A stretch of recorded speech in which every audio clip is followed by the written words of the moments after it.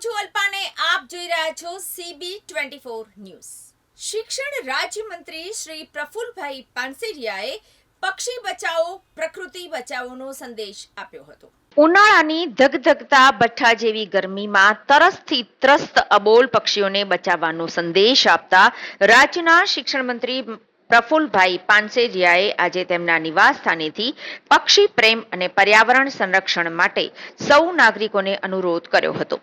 તેમણે કહ્યું કે ઘરની આસપાસ નાનકડા પાણીના કુંડાઓ મૂકીને આપણે અનેક પક્ષીઓના જીવ બચાવી શકીએ છીએ। આ નાનકડું પગલું પ્રકૃતિ માટે મોટો સહારો બની શકે છે।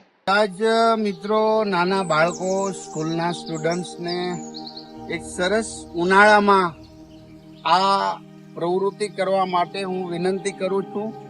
તમારા પ્લેટની અંદર, ઘરની અંદર જ્યાં હોય ત્યાં નાનું બાઉલની અંદર તમે જાતે જ મમ્મી પાસેથી લઈ પાણી ભરી અને ત્યાં મૂકજો।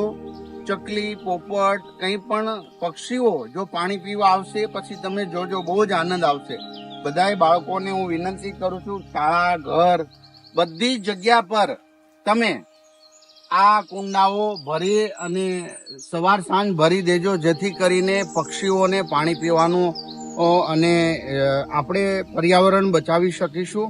અને આ જે કુંડા છે મારા રેસિડેન્સ નિવાસ સ્થાને એ બધા જ હું જાતે ભરું છું, મને એનો આનંદ છે। અને હમણાં જ પક્ષીઓ આવશે, સાંજના પણ બધા જ પક્ષીઓ અહીંયા પાણી પીવા આવે છે, જે જોઈને ખૂબ જ આનંદ થાય છે। ચાલો સૌ આપણે આપણા પક્ષીઓ બચાવીએ, આપણું પ્રકૃતિને બચાવીએ। સૌ ભૂલકાને મારા જય શ્રી કૃષ્ણ।